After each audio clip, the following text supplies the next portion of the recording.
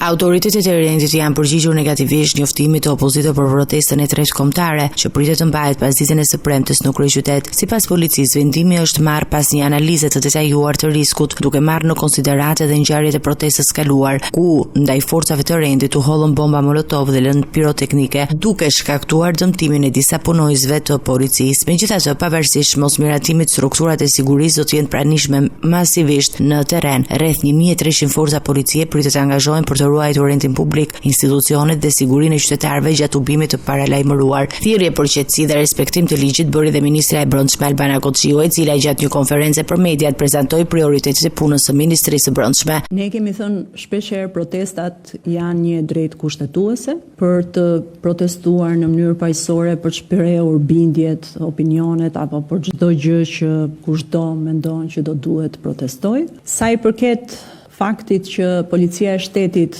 nuk e ka miratuar zhvillimin e protestës sotme, patjetër që kjo është një procedurë e cila është e lidhur drejt për drejt me dy protestat e kaluara, duke patur në konsiderat veprimet e dhunshme që janë kryer në dy protestat e kaluara, por në ndërkohë nga ana tjetër, ju e thatë vetë, e drejta për të tubuar dhe për të manifestuar është e kujdo. Policia e shtetit ka për detyrë të ruajë rendin dhe sigurinë dhe për këtë është e angazhuar maksimalisht. Ajo theksoi se ndër objektivat kryesor janë vendosja në shërbim të qytetarëve të aseteve të konfiskuara nga krimi, mbështetja për familjet e efektivëve të rënë në detyrë, rritja e pagave për 720 punonjës të strukturave speciale, si dhe vijimi i operacioneve për forcimin e lishmërisë në territor. Autoritetet paralajmërojnë se çdo tubim të zhvillohet në mënyrë paqësore dhe në respekt me ligjin.